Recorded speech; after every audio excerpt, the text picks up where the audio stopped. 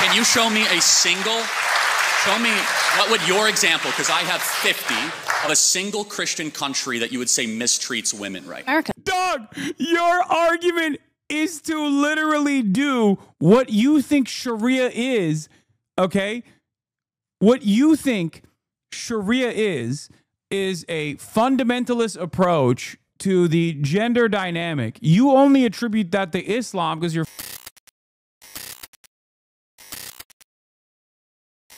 We had the Charlie Kirk bouncy Cambridge student debate.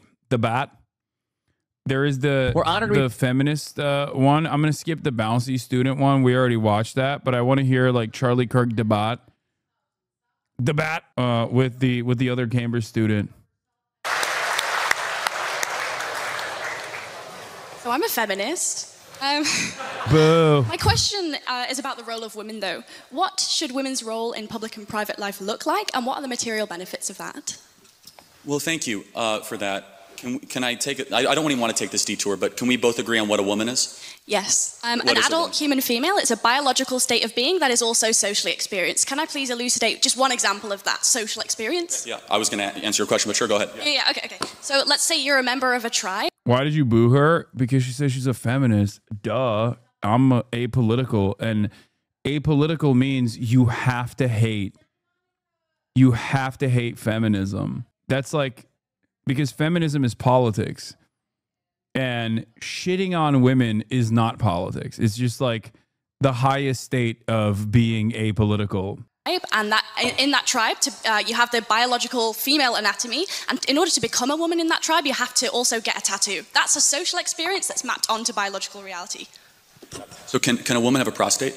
Can a woman have a prostate? Biologically speaking, a woman is an adult human female that has a biological reality, but it's also social experience, right? So I don't just... Yeah, it's super easy. Like, can a woman have a prostate? So Yes.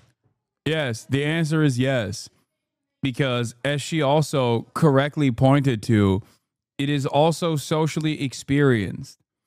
It's like, dude, people love the people fucking love, Republicans especially, love playing this goddamn song and dance where they'll be like, race is a social construct. Okay, I'm black now. It's like, you can have biological markers of race, but the interactions and the analysis of like what constitutes someone as a black person is still social, okay? Or what constitutes someone as a white person is still social.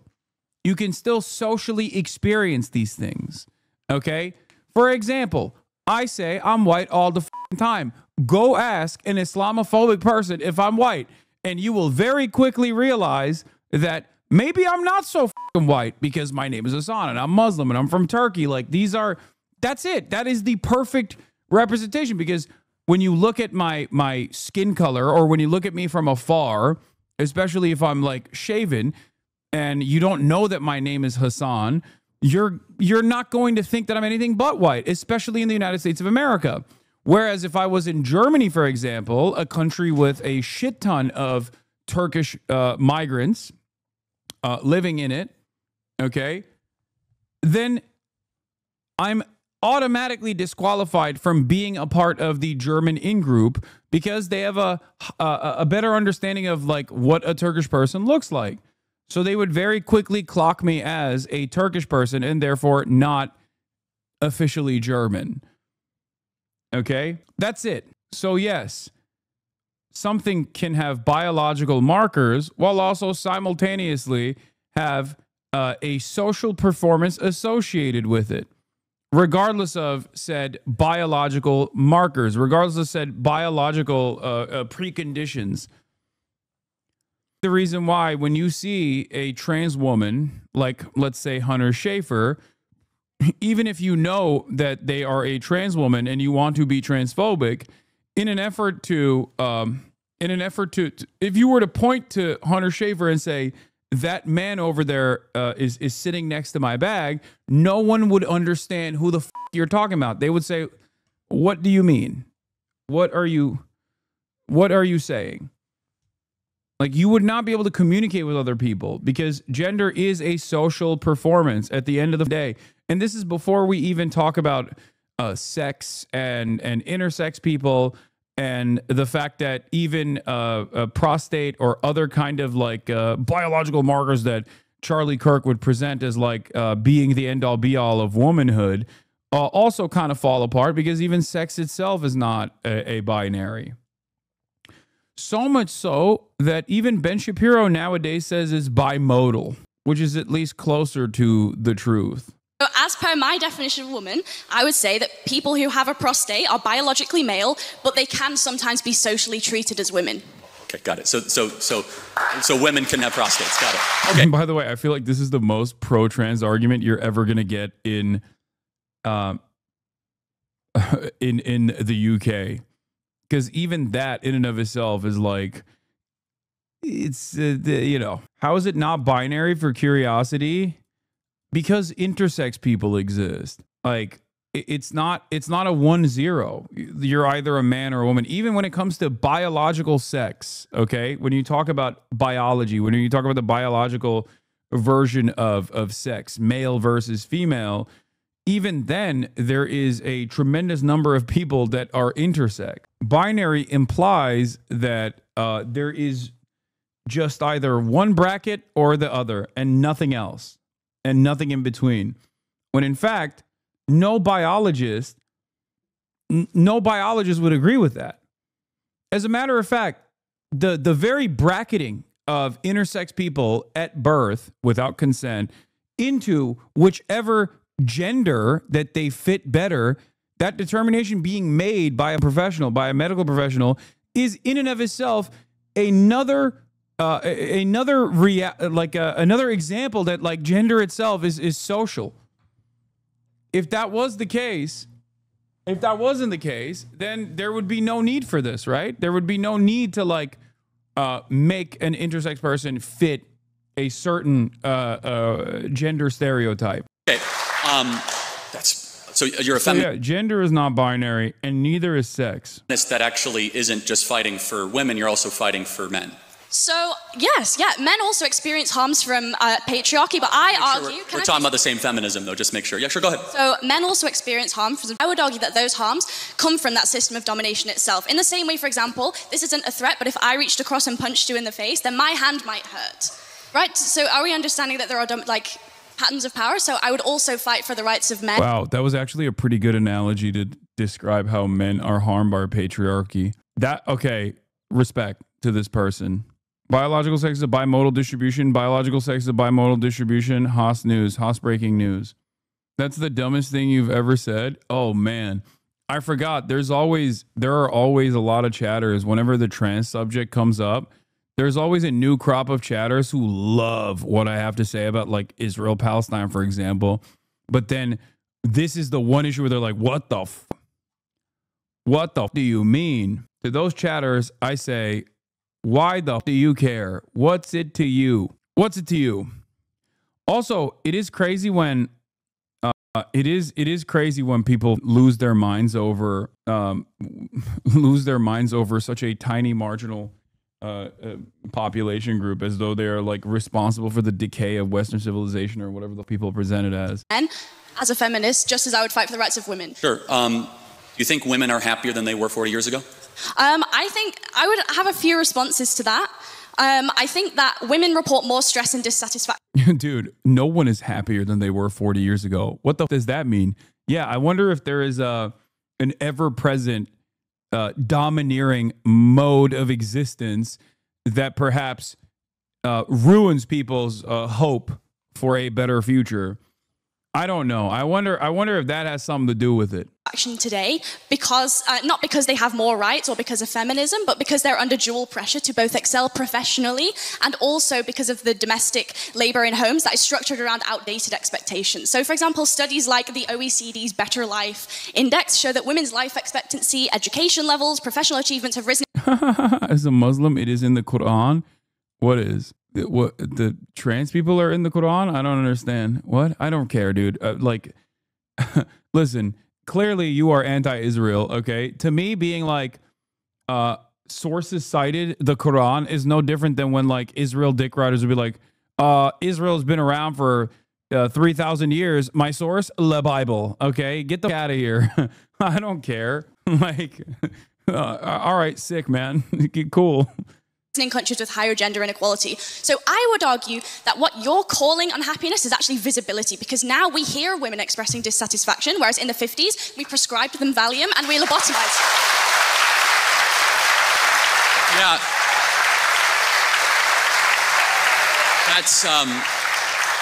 That's really rich. I mean, 50 years ago. That's funny. So, We've always been hold on a second. Why are suicide rates going up more for women?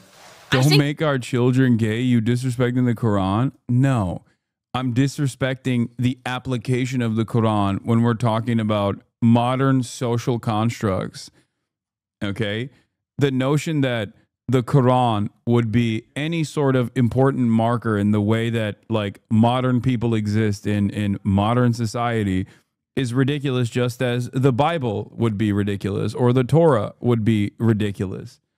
That's it. Also, I'm pretty sure Islam is, at least some versions of Islam are a little bit more understanding. They're definitely homophobic, but a little bit more understanding of the notion of trans existence. I think that Forget complaining. Materially, women are killing themselves more. Why is that? I think that even if both men and women have become unhappier, men's suicide rates have risen as well, and that's also been exponential. Can you at least concede that feminism offers only one potential explanation? There could be also other explanations. Of course, obviously, but feminism is the glaring thing in front of us, where we have fertility rates down, we have marriage rates down, we have unhappiness up.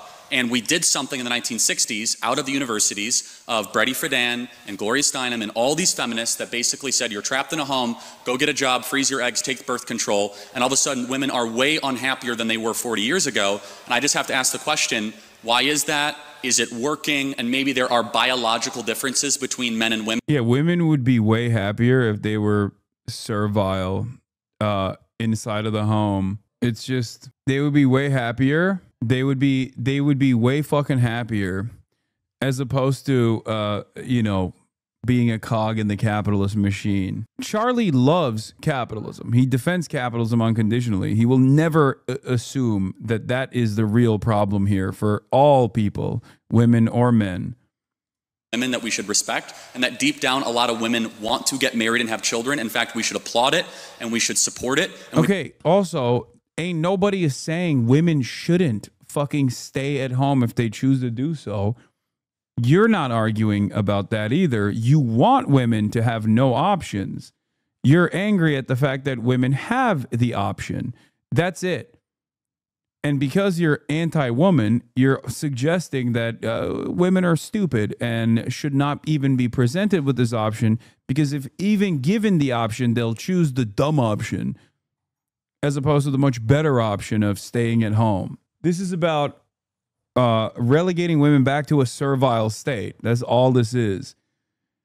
And it's unfortunately a very, very popular way of communicating, especially to the youth, because there's a lot of interpersonal resentment towards women amongst young men for a multitude of different reasons. Dating life and things of that nature play a big role in this. And a lot of these opportunists actually capture the attention of these malleable children and redirect their anger. And instead of, making them engage in self-criticism and engage in self-improvement, they cause them to become whiny little crybabies that think like, oh, well, women don't want to be with me, so it's a societal issue, and that they should know their place in society and they should have to be with me at all times if I choose that. And then there's obviously the older person version of this, which Jordan Peterson demonstrates. But, why don't I ever hear you telling the girls to get off Instagram? What do you mean? Oh, Kaya, place. You guys leaving?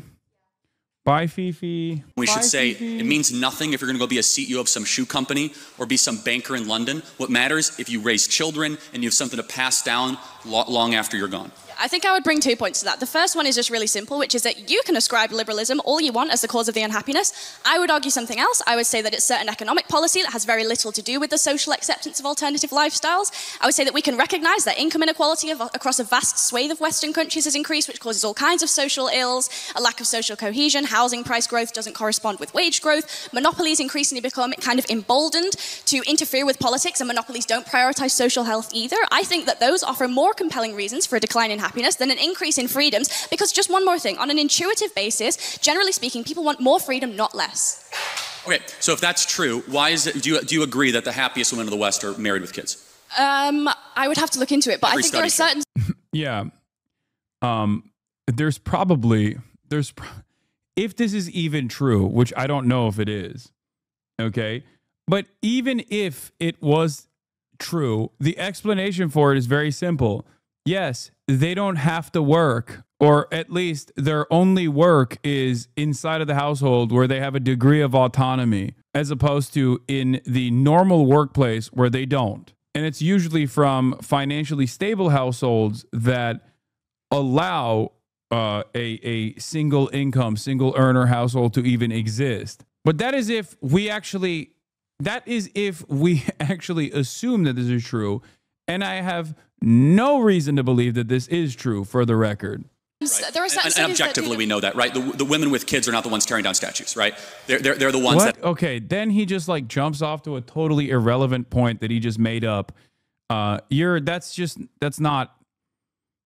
not bringing any data. You're just simply relying on the audience to go, I agree with that. The women that tear down statues do seem angry. What the fuck? That's not a point. That has nothing to do with anything. That actually have obligations. Does tearing down statues correspond to some kind of smiles per capita data set that I wasn't aware of? Again, it's like... That's a really good way to deal with that. God damn. The problem here is the more she dominates Charlie, the more Charlie is reaffirmed in his previous position that women should never be allowed a microphone. That's the issue. That's the issue in this conversation is the more she fucking cooks his ass, which she did right here, the more Charlie goes, and this is exactly why you have to stay in the kitchen, because you hurt my feelings when you're outside of the kitchen. There is no microphones in the kitchen. I remember her saying she's a leftist from her convo with you. Yeah, I think so. She was also like following a bunch of random accounts that obviously it was like weird. I don't know. She seemed nice though. She seemed cool. I think she was just only like she was a little anti-sex worker, but not even all that much. Do you concede that women with enough privilege and wealth to not need to work are much happier than the other women who have capitalism's boot on their neck? It's a little bit of a one-liner. The greatest way to destroy Charlie Kirk's argument here is basically to say, don't you feel like the systematic enforcement of capitalism and the incentive structure created within capitalism is making it infinitely harder to have children and two parents with one party working in a household, which she did actually kind of bring that up. The happy and the grateful.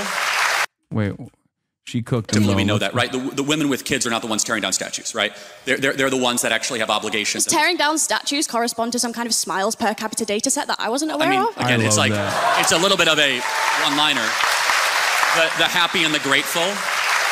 The happy and the grateful usually don't go burn down Wendy's in their spare time, of which we saw in our country all throughout a single summer. But as a side note, you would agree, objectively, study after study, survey after survey, that the women of the West that are married and have children, especially a lot of children, are far happier than even the ones that earn more money correlated at the same age.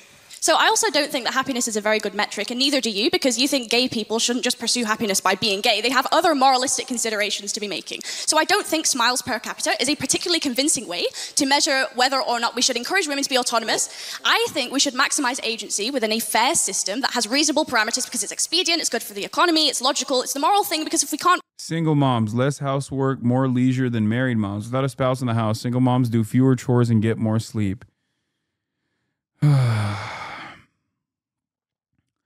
I don't know. Didn't you sit in that chair? I did. Prove the material harms, we shouldn't discourage it. And also, self-reported studies is a really flawed way to do psychology. It's the week before my university exams right now, and I'm standing here explaining the basic methodology behind survey collection in sociology, which you don't even think is a real subject, to Charlie Kirk. If I took one of those surveys right now, I'd check extremely miserable. But so would a Palestinian child who's been torn to smithereens. How are we going to measure? You would say extremely miserable? No, I'm kind of making a joke. No, I mean, but seriously, like. Yeah, she's saying she would say she's extremely miserable because she has to talk to you. Oh, God. This is the other debate technique that I also despise, which is very... I mean, this is like a practical application of it. You're seeing it in real time, which is my interlocutor has no capacity to be humorous or engage in like hyperbolic statements or in an effort to like entertain, say something funny. I am going to present it as though she is being utterly sincere. I have no reason to believe that this person was trying to make a joke. Yeah, it's just like this weaponization of playing dumb. This weaponization of just making every statement come across as though it's perfectly sincere. Now, obviously, a lot of the debate pervert communities that come after me also deploy this technique with regular frequency to clips of mine where they'll be like, I'll say something like very clearly a joke, like offhandedly. Like I'm reminded of that Discord, the Discord messages where I was like responding to a chatter, being like, I'm gonna kill myself, and then people were like, oh, he wants to commit suicide. Hasan is actually suicidal.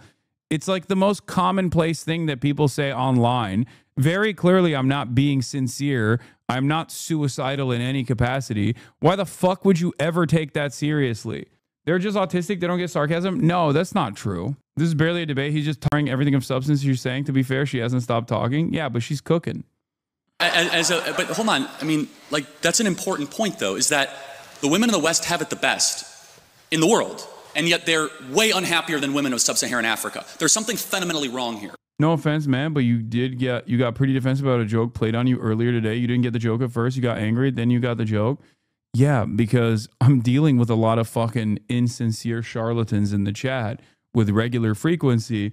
And my coverage was talking about a famous Palestinian journalist that was assassinated. And obviously within that context, especially considering that it's not like a face-to-face communication situation, but instead an anonymous account that had come in, and I have no way of seeing if they are sincere or simply joking, am going to, in real time, initially assume that that person is attacking me as opposed to making a joke about a slain Palestinian journalist and their last name. I feel like contextually there are inappropriate moments where people will act as though they are not capable of understanding that their interlocutor is engaging in a joke. This, on the other hand, what you're describing is like a disagreement. I mean, a misunderstanding, which I, as you also admitted, recognized. Because the women of sub-Saharan Africa have something that a lot of women in the West do not have. The women in the West have cats and they have good jobs. And the women of sub-Saharan Africa, they have a belief in the divine and they have kids. And maybe there's a biological undercurrent that is keeping a lot of women from realizing their full potential. And so without... Again, this argument in and of itself only works if you believe women are too stupid to know what's best for them. This argument is an Ouroboros, okay? It is it only works if your starting position already is that women are somehow lesser and don't fucking know what's good for them. And you only believe that if you are misogynistic. Because the argument is, if presented with the option of financial freedom versus like staying at home and being a mom, women end up choosing financial freedom. And that makes them sad as opposed to staying at home and being a mom. And therefore, women are very clearly, due to the economic liberty presented to them, making the wrong options because they're too stupid to choose the right option. This also obviously completely avoids any sort of real structural analysis of why women are choosing to fucking work as opposed to be a stay-at-home mom and a wife. The problem there is obviously capitalism. Reading your phone and just like, connecting. I'm not really reading my phone. Well, it's fine. Sure, then you can answer without it. Fair enough. Would you agree that it's a good thing that more women get married and have children in the West? I would ask you, would you say that a sub-Saharan African woman who's experienced female genital mutilation and checks extremely happy in a survey, and I also would check extremely happy in a survey, who do you think would be objectively more happy, even if they both check the same answer? No, again, so I fully, if you want to talk about how Islam mistreats women, we could talk all day long. Like, I'm all... This has nothing to do with Islam, you dumb fuck. This is like literally a regionally specific genital mutilation practice that it literally has nothing to do with Islam. The notion that this is like a practice in Islam is so fucking stupid. Ugh. Does not... God, this is literally like post 9/11 Islamophobia. This is post 9/11 Islamophobia. Ah, the fucking barbaric Muslims they're doing genital mutilation. All for that? Me too. Okay, good. So we agree. Yeah, absolutely. We actually agree have on agreement. many things. And we should shut off Muslim immigration to the UK, right? We totally agree. I think that all religious fundamentalism is bad, and if you take that logic, we should also not allow evangelical Christians into the UK either. Hold on. So hold on a second. Ooh, that was good. I think that's still stupid, but the whole like, don't even give him an ounce of like, Muslim fundamentalism has nothing to do with female genital mutilation. But having said that, her retort was good, where it's like, yeah, if we're gonna fucking shut off immigration into the country based on religious fundamentalist values, then evangelical Christianity should also be shut off. That's funny. Hold on. Can you show me what would your example, because I have 50, of a single Christian country that you would say mistreats women, right? America. Dog, your argument is to literally do what you think Sharia is, okay? What you think Sharia is a fundamentalist approach to the gender dynamic. You only attribute that to Islam because you're fucking stupid. But like, you want Christian Sharia in the goddamn country. That's what you're advocating for right now. You are literally advocating for that, sitting on that side of the fucking podium. What do you mean? This is why I always say conservatives hate the conservatism of other countries. Okay? Conservatives love to talk about how barbaric and backwards conservatives in other countries are, while literally demanding that we do the same shit in America, but within the confines of their in-group. You are a Trump supporter. You love JD Vance. JD Vance thinks women are broodmares that are only good for breeding. He is a pronatalist. He's like a psycho. Fucking stupid. What a stupid argument. Name one Christian country that mistreats women. Yeah, if left to your own devices, America would resemble a Taliban rulership of Afghanistan, but just in an American version. As a matter of fact, you're moving American society in that direction right now. You just only hate it when it's like fundamentalism coming from brown people. That's the problem. Oh, really? We had a female woman vice president. Dude, excuse me. A woman was vice president, and I hate her because she's a whore. Charlie's like, we had a whore. We had a whore vice president who was what inferior IQ, a female woman whore. How dare you say that I mistreat women? What's next? You're going to tell me America's racist? Oh, that's so funny. Oh, that's amazing. I love that. He's like, he has never stopped shitting on Kamala Harris on the basis of being black, on the basis of being a woman, saying she's unqualified for both of those, saying she's unqualified because of those reasons, only to turn around and be like, oh, we had a woman vice president. Okay. Plenty of fucking Muslim countries have had heads of state that were women. Yeah, Iran had had a Department of Environment, leader of the Department of Environment. She served as vice president for Women and Family Affairs. And what was I going to say? Oh, Turkey. Turkey had a head of state. Pakistan had a head of state that was a woman. Turkey had a head of state that was a woman. Multiple decades before America even had like Hillary Clinton run for president. You know? Yeah. Tansu and Benazir Bhutto. Yeah. What's up? We had a female vice president, a female speaker of the House. Women earn more than men in America. In Rwanda, female representation in government supersedes the UK by quite a lot. Did women get treated better in Rwanda? What? I had respect for this man when he was fighting LGBTQ shit, but when he started to defend Israel, I've hated him so much. You cannot be serious. There is no fucking way that you are a foremost subscriber and you only like me because of my pro-Palestinian positions, not realizing that I'm also firmly committed to defending, queer liberation, gay people, trans people. There is definitely enough markers in the chat for you to comprehend that you're on the wrong side of that position if you think that that's not Ayatollah spotted.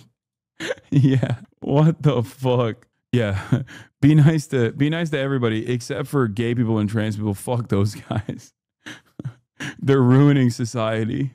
I think he's saying he's homophobic, but drew the line at Zionism.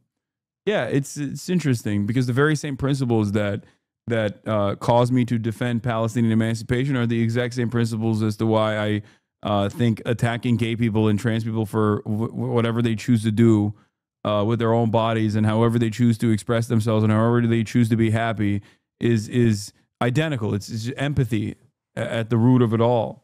Okay, I might be super off this. Like, is Rwanda Islamic? Like, I'm not totally sure. I don't think it is. Like, is it? Like, I don't know, actually.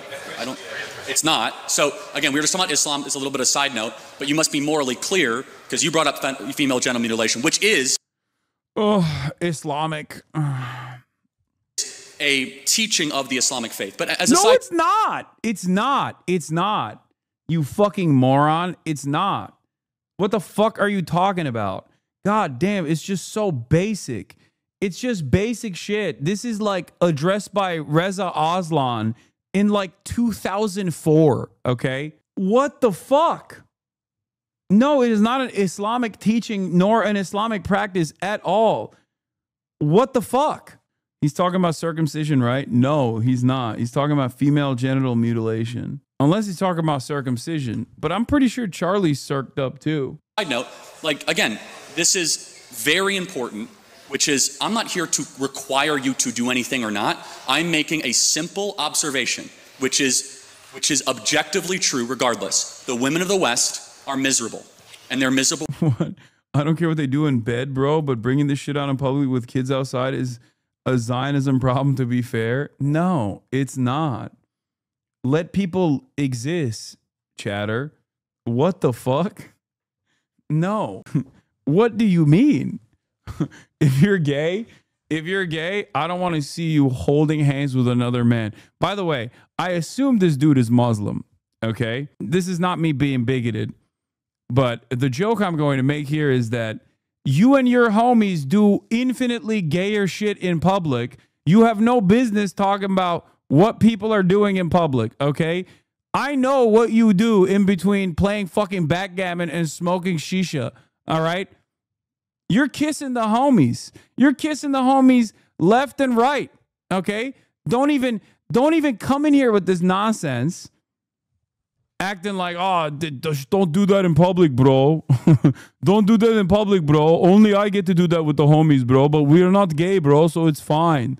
It's fine, bro. Okay. Grabbing each other's dicks and shit.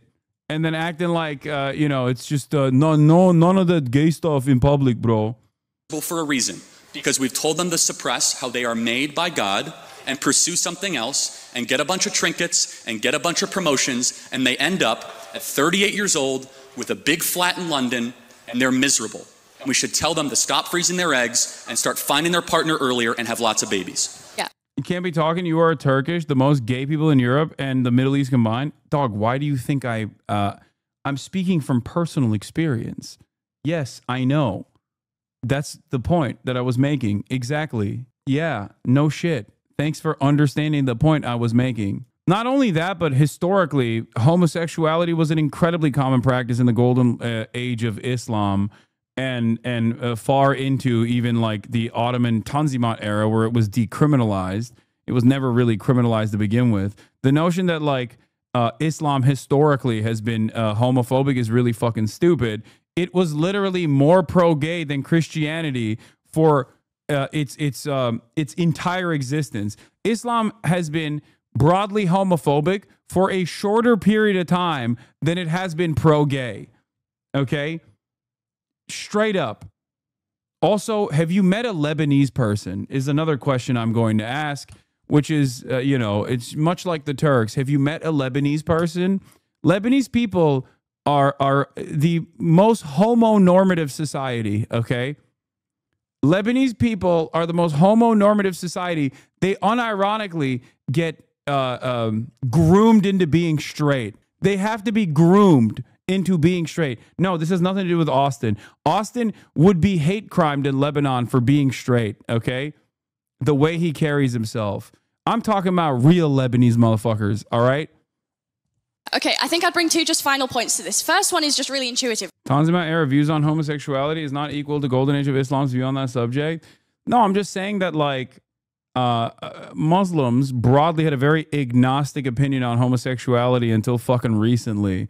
It is a contemporary fundamentalist approach within Islamic scripture, but also within some Muslim nations that are run by fundamentalist parties in perpetuity that have this anti-gay approach. Right, which is that if you actually care about women's happiness, then the solution is to structurally support them. That means universal childcare, shared legally enforceable parental leave, and in Nordic countries where women have high workforce participation and also some state support, they report higher life satisfaction than in more conservative countries, including America. So if your metric is happiness, just use satisfaction surveys. You just told me they're BS. So are satisfaction surveys bullshit or not? Because you told me they're bullshit. Do you acknowledge satisfaction surveys or not? You just told me that they're BS. Do you think they're we can use that as data? I don't think that yes or no? It is the only sole data set, but it is a data set that necessarily you told me they're so flawed and you self-report. Okay, by the macro self-satisfaction data, I am correct. And you are right. When you have paid family leave, you are happier. I'm actually a proponent of that. At Turning Point USA, we pay for 6 months when somebody has a child. I think there's a lot of agreement we can have on that. We need to encourage having more children. I think the Hungarian child policy is phenomenal. We should look at that because the greatest thing that is plaguing the West is we're not having enough kids. And it's not just bad because we won't have a future. It's also bad because the present is awfully miserable for too many women as well.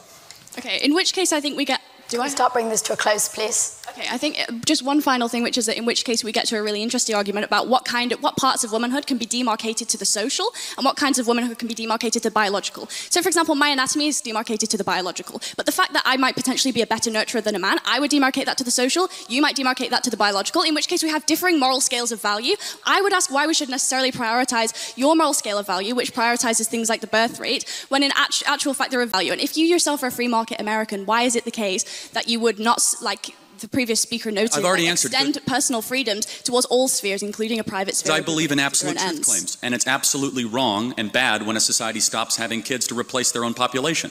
And then you have to import the third world and you become the third. Oh my God.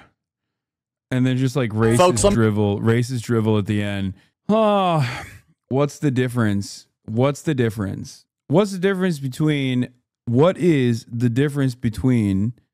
a person that grew up in the fucking third world as opposed to a person that you called it, by the way? Check what his name was before. What do you mean? What was it? Egyptian mummy. Oh my God, he's Egyptian. Again, gay as fuck. Get out of here. Get out of here, bro. You're gay as hell. Where is he at now? How is saying third world racist? No, dumbass. Implying that people coming in from the global south into the civilized Western democracy is somehow actually a burden for civilized Western democracies is the racist aspect of it, which is why I said someone should ask Charlie what the problem is when you have people coming in from the third world. Okay? You can use a term created during the fucking Cold War to mark down countries that were non-aligned as a pejorative. here, like for example, when I use queer as a catch-all umbrella terminology for the entire LGBTQ movement, I'm not using it as a pejorative. But if Charlie Kirk were to say queer or say like fucking queers or whatever, he would be using the same exact term as a pejorative. I don't care about the problematic nature of saying third world, okay? That's not my point. Pick a better struggle here, okay? He literally said, if women in the West don't have kids, we don't have a future. Guess who the we is? Yeah. Third world is not, third world is not inherently a pejorative, even though its application in the Western world oftentimes is a pejorative. It's utilized as a catch-all term for less developed countries that have less developed people. That's what they mean. He's saying 13 words. Yeah, but I'm from Boston, who when I say queer, it sounds like a slur. Yeah, I'm sorry. You can't say that. You're not allowed. Sorry. You can never say queer. Even if you're gay, you could be the gayest Bostonian out there. And if you say queer, all of a sudden, it just sounds like a slur automatically. You could be in the process of putting a dick in your mouth and still say queer. See? Just sounds, get that queer dick in my mouth. Put it in my fucking mouth. Sounds like you're doing a hate crime. Do you see what I mean? Let me suck your fucking cock, dude. Come on. What are you, queer? Give me that fucking cock, dude. I'm going to suck it. Whip it out. Pack the fucking car and whip out your fucking cock, dude. Let me see your wiener.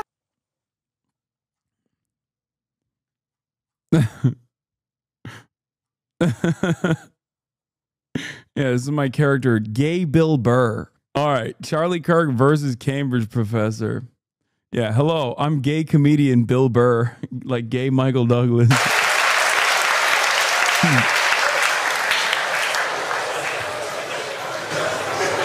Marvelous, thank you. A very, very short question. Israel versus Hamas. Good guy versus bad guy. No, boo. Unless he meant Hamas, a good guy, Israel, bad guy, in which case, sure. Russia versus Ukraine. Who's the good guy and who's the bad guy? Both are bad, one is worse. Come on, dude.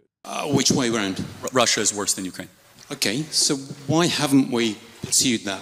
What do you mean?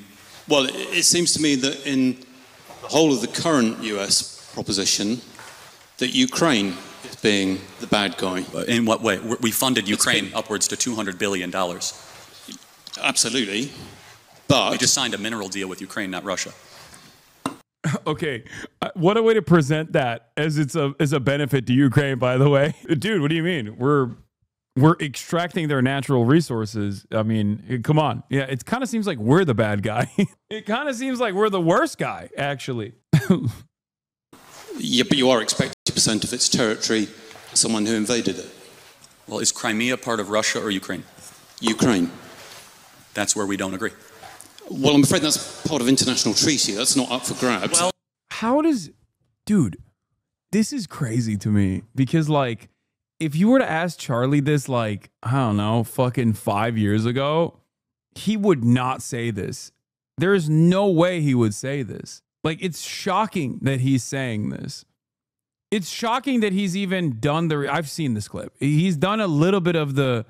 He's done a little bit of the reading to at least, like, explain the historic significance of Crimea. But, like, coming from a guy... Why are you accusing me of being gay, Lamau? This is bullshit. I'm straight as fuck. Also, third world...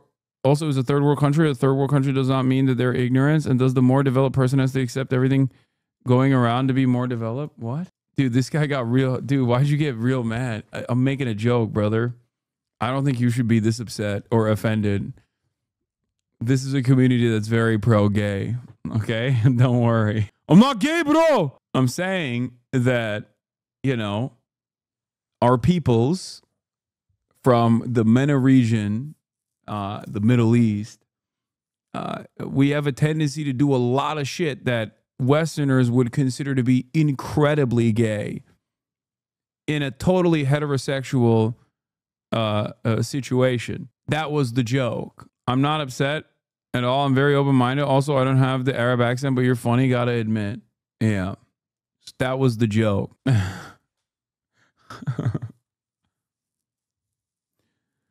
Wait, he said Russia is the worst guy, but also Crimea is Russia. I don't get it. Yeah, he's like, he's saying Russia is the worst guy for invading Ukraine. I mean, none of this has to make sense. He's just downloaded the party line, okay? But what's shocking to me is the fact that, like, in an effort to download the party line, he has to have a more nuanced position about, like, Russia's interest in Crimea, which is shocking. Well, it's interesting. I mean, because it also directly undermines American interest. Hold on. I mean, even Zelensky has said he's willing to give up Ukraine. No. America signed the agreement that gave Ukraine Crimea. Right. When the Soviet Union ended. Right. It was done. First of all, it never should have been done. It was largely ceremonial. Beast! Charlie Kirk said the Soviet Union should have never been dissolved. He said it's the greatest setback of mankind. It destroyed every country, including the Eastern European territories. Wow. Wow, dude. Oh my God. Charlie Kirk is a Stalinist. He's not wrong. He's right. It should have never happened. Comrade Charlie. He said that. He said that. He definitely meant that. That's what he meant. That's what he implied. However, it was annexed under Obama. Yes, and it was a mistake, and it should be given back to Russia as a sign of good gesture to end this conflict. But who's currently controlling Crimea? Where was the Russian Navy headquartered in World War II? Where was the end of World War II? This is very important. I'm not doubting that. I'm just saying that if we're being logical on what has happened, that you're now arguing against that flow. And I don't understand it. Because actually, why is Ukraine the bad guy? No, I said they're bad. They're not the bad guy. Yeah, well, you said they were both bad, but one was more bad Correct, than the other. yes. So why is Ukraine bad? Well, there's a lot wrong with Ukraine. First of all, they're not a democracy. Zelensky the refuses to hold an satellite countries election. of the time as they Well, no, suffered he famine can't under the hold an USSR. Oh, wait, did Churchill hold an election during the war? Because under his constitution... Hold on, Lincoln held election. I mean, don't get me started on fucking, crop mismanagement, okay? We're not going to heal old wounds here right now. During the war, that's not true. He can call an election. He can call a snap election. He's full dictator of the country. No. Because he knows that the people of Ukraine would kick him out immediately because he's deeply unpopular. In fact, if he wanted to show a statement to the world, he would call an election and win by 80%. Dude, this line is so stupid. It's like, bro, what the fuck do you mean? Like, there is no real elections that take place in Russia in any shape or form. Even if you were to criticize Zelensky being undemocratic, it's not about like not holding elections. It's more so about like shutting off any kind of left party, like not allowing disallowing them from participating in the democratic process in Ukraine. That is the actual undemocratic thing that Zelensky has done. It's perfectly understandable for Zelensky to not be able to hold fucking elections when a third of the goddamn country is under Russian annexation and another fucking half of the country is overseas. I guess you could technically do overseas elections, but, it's just, this is such a stupid thing to fucking mention. Like, dude, first of all, not a single man would go out and vote. If there was, right now, if there was an election held in Ukraine, it would be all women. So I guess that's like Charlie's worst. That's basically a fever dream for Charlie. Imagine a country entirely run by women, because no man that's eligible for conscription is going to the fucking voter polls. Okay, they are not voting, brother. They are not voting at all. Okay, it would be the first ever all women election, just women and the elderly. And say, see, I'm super popular. So that's number one. I have a problem with that. I have a problem with a person being propped up as a government we're sending $200 billion to that refuses even to face his voters. Okay, I can't agree with you factually on that at all. Okay. I mean, constitutionally, Ukraine is not able to hold an election because it's under military law at the moment, and that's just a matter of fact. Again, he can, as a prime minister or president. Like, this is so silly. I want Ukraine to hold elections. I know there's a lot of chatters in here who will say the exact same thing because they just like, heard this as a talking point and they think it's like a valid talking point. I mean, look, I think there's very valid reasons, all right? It's the same principle behind even like suppression of speech in times of war and in times of conflict. Like you have to be a little bit more realistic when you're talking about talking about the situation. It's giving, what if you were gay in Gaza? A little bit. I mean, obviously Ukraine is different because it's a nation state with sovereignty, at least some degree of sovereignty. And also, what happens if like Zelensky wins the election? What then? You know, voter turnout down because they're being fucking cruise missiled. Yeah. He could do whatever he wants. He can't. Okay, all right, we're going to just go back and sign an forth executive order and change their constitution. Okay. Neither can the American president either. So hopefully there's a bit of He could even do a ceremonial election to see where he actually stands with the people. I think we call those opinion polls. Yes, and they're very negative. Firmly ahead in the opinion Again, but you would agree that a person that holds on to power without the... Wait, but yeah. Okay, so Zelensky is ahead in the opinion polls. What's Charlie's response to that? They're gay and woke. Those opinion polls are fake. Nope, he just sidestepped that entirely. Election of the sovereign is pretty questionable. No, not in those circumstances. Okay, then we disagree. No, okay, that's fine. That's fine. But give me another reason why you... They are the most corrupt country in Europe that never even met the most remote standards of joining NATO. Do not know where a lot of the... Okay, I mean, he's not wrong about that. It doesn't have anything to do with Russia invading Ukraine. It's not like Russia invaded Ukraine to be like, we need to fight corruption in Ukraine. We need to Ukraine to turn it into Belarus, which is known for its anti-corruption initiatives, or more Russia, which is also known for not being a corrupt kleptocracy, famously. Yeah, chill. There's at least 5 countries more corrupt: Turkey, Hungary, etc. Yo, okay, calm down. All right, you're not wrong, but also calm down. There's no reason to bring Turkey. And also, I'm simultaneously excited because you mentioned Turkey while talking about Europe as though it's a European country. But you know, how is it corrupt? How is Ukraine corrupt? I don't know. Read any fucking Atlantic Council paper before Russia invaded Ukraine, and you'll understand how corrupt Ukraine also was. Ukraine is an incredibly poor country. People like there was a PR initiative to like more Europeanize Ukraine because it was seen as like the bulwark holding back the Russian orcs at the gate by bravely defending their nation state against Russian invaders and stopping their pursuit into further encroaching into Europe. But like, the reality of the matter is, pre-Russian invasion of Ukraine, there was plenty of commentary, plenty of coverage on how unimaginably corrupt Ukraine was. It is also not dissimilar to the Russian structure in many ways, where you just have a bunch of fucking oligarchs that dominate the country. None of this justifies Russia's invasion of Ukraine, of course. You citing the Atlantic Council when it comes to Ukraine will be used against you because you denounce it when it comes to info on Palestine? What? Yeah.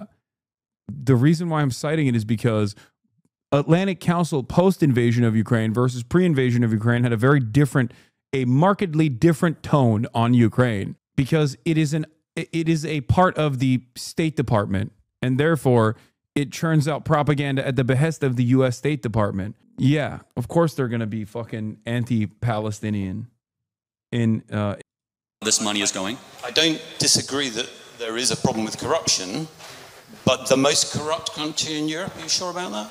I'd have to think, I'd have to double or triple think about that, but they're very corrupt. Okay, so that's a little bit doubtful. It's not absolute. Well, I mean, well, there's plenty of corruption around. I mean, you know, let's face it. Ukraine was an unimaginably poor country that was that was in the grips of severe income and wealth inequality, and a nation state that was also run by corrupt oligarchs in the same exact way that Russia is run by corrupt oligarchs. That is not. I don't think that's an incorrect assessment. Having said that, none of that has to do with Russia's invasion, unjustifiable invasion and occupation of Ukraine. So at this stage, bringing that up is really fucking stupid. We are talking about comparison with some of the states you're doing business with in the Gulf. Oh, of course, but we're not giving them money, they're giving us money. That's a difference, right? Saudi Arabia is... Oh, so it's fine. Well, hold on a second. It's morally acceptable to take money from corrupt people. Well, hold on. First of all, as far as morally acceptable, you do what's best in the benefit of your country. And so, for example, we were allied with Russia during the Second World War, and I'm glad we were. And I would ask you, don't forget. How much money is too much money to send to Ukraine? We're at 200 billion right now. I don't think you have to send any more money to Ukraine. We agree. I think you have to agree to support them as a free country and perhaps sell them weapons, like you're very happy to sell weapons to less free countries. And I think Europe will pick up the slack, as we ought to. And I don't disagree with some of the comments about Europe not looking after its own security. I just don't get this approach, which was supposedly to end the war quickly, which now seems to be elongating it, and in doing so, throwing up a smokescreen of very variable facts, if they are facts at all, about how things occurred, which actually isn't helping things. And if people can't see that Putin is stalling, I agree with you. And therefore, and I think even your president has acknowledged the fact that he thinks he might be stalling. That's correct. So we don't have a disagreement there. No, we don't. No, we just have a disagreement about the efficacy of tactics. And we don't know. And I'm willing to say we could be wrong. No. Oh, well, of course you could be wrong in life. Yeah. I mean, we could all be wrong. But actually... Damn.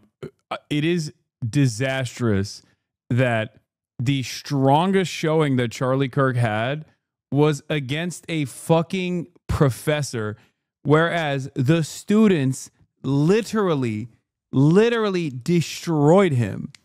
Like, the students themselves actually cooked his ass, and the only person that Charlie Kirk at least looks like somewhat competent against is this guy who I guess is a Cambridge professor, but I don't know if he is actually a professor. Bringing that war to an end consistently actually isn't going very well, and I would just suggest to you that whatever tactics have been used are perhaps not the best, and they are certainly...